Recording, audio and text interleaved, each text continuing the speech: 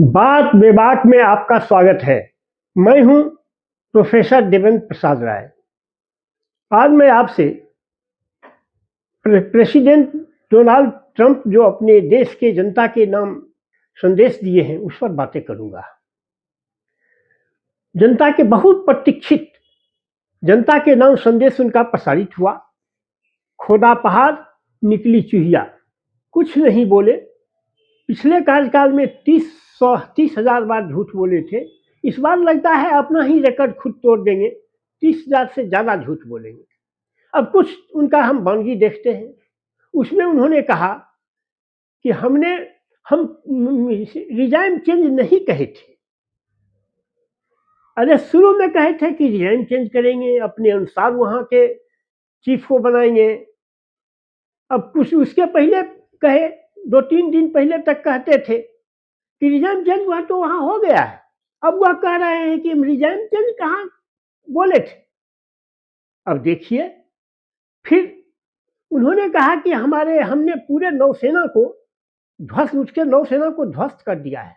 अगर नौसेना को ध्वस्त कर दिया है तो फिर हॉर्मुज स्ट्रेट क्यों नहीं खुल रहा है? और दुबई में जो उनका डाटा सेंटर है, इस पर जो हमला हुआ है वह वहां ईरान के नौसेना ने किया है। तो जब आपने खत्म कर दिया तो कौन कर रहा है? और अगर आपने उसके मिसाइल सिस्टम को बोले कि मिसाइल सिस्टम को पूरी तरह खत्म कर दिए हैं, मिसाइल सिस्टम को अगर आप खत्म कर दिए हैं तो यह 1-2 नहीं, 9 देशों पर वह हमला कर रहा है। वहां कहां से मिसाइल ला रहा है? क्या वो खिलौना वाला मिसाइल है क्या? तो इसलिए ये भी झूठ बोले। अब आइए आगे चलते हैं। उन्होंने कहा कि हम तो उसका सारा चीज खत्म कर दिए हैं, उसको स्टोन एज में भेज देंगे।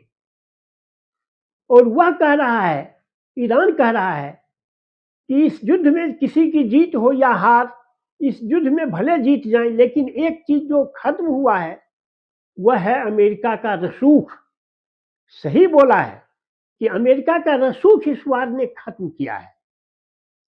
दूसरी बात कहते हैं, वो अपने ही, ये तो हुआ इस युद्ध से संबंधित, कहते हैं कि हम तो वहां को ईरान को बिल्कुल खत्म कर दिए हैं।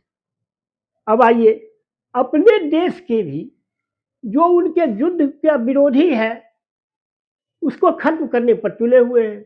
वहां आर्मी का जो चीफ ऑफ स्टाफ था उसको हटा दिए हैं, 2 जनरल को हटा दिए हैं। ये आइए, अब उनके टारगेट पर है, उनके कटदार पर है तुलसी गबार्ड और काश पटेल।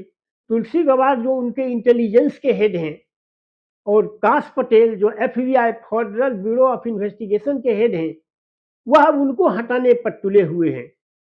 इस तरह से जो भी उनके खिलाफ है वह तो बिल्कुल डिक्टेटर की तरह कर रहे हैं। डेमोक्रेटिक कंट्री में ऐसा नहीं होता है। और उनका विरोध भी अपने देश में ही बढ़ता जा रहा है। विरोधी तो विरोधी हुए, डेमोक्रेटिक पार्टी तो उसकी विरोधी है। उनकी अपनी पार्टी जो रिपब्लिकन है उसके बहुत सारे सांसद उसके खिलाफ हो रहे हैं। इसके पहले जॉय केंट तो इस्तीफा दे ही दिए हैं, उसको हटाए नहीं, वह खुद इस्तीफा दे दिए। यह जो ईरान पर आक्रमण किए हैं, ईरान पर अटैक किए हैं उसके खिलाफ। तो इस तरह ये झूठ का पुलिंदा खोले। कोई लोग समझता था कि दुनिया के सबसे माइटीएस्ट कंट्री, सबसे वेल्दीएस्ट कंट्री के प्रेसिडेंट जनता के नाम संदेश दे रहे हैं तो कुछ ऐसी बात कहेंगे जो आज तक नहीं कहे हों। लेकिन वही खोदा पहाड़ निकली चूहिया, कुछ नहीं कहा, झूठ का पुलिंदा वह खोल कर रख दिया। साथ ही साथ उन्होंने एक उसके इंपॉर्टेंट पुल को खत्म कर दिया। अब वह 9 प्रदेशों के इंपॉर्टेंट पुल को अल्टीमेटम दे दिया है कि हम उसके 9 देशों के पुल को खत्म करेंगे। अब इससे कैसे निपटेंगे? उनका जो फ्रेंडली नेशन है, सऊदी अरब, UAE, Qatar, Bahrain, Kuwait, Oman, उसकी रक्षा यह कैसे करेंगे? उसके प्रतिरक्षा का भार इन पर था। अपना सैन्य बेस वहां रखे हुए थे। अब यह तो वही बतलाएंगे। अभी तक तो नहीं लगा है कि अमेरिका उसकी रक्षा कर सकता है, लेकिन अब देखिए फिर और आश्चर्य की बात है कि ये लोग सऊदी, यूएई, ये सब काहे कायरपन ओढ़े हुए हैं। फिर कहे कि हॉर्मुज स्टेट को खोलने को हम कहाँ कहा था, हम हॉर्मुज स्टेट को नहीं खोलेंगे। अब हमको तो तेल लेना नहीं है, हॉर्मुज स्टेट से टैंकर को गुजरना नहीं है।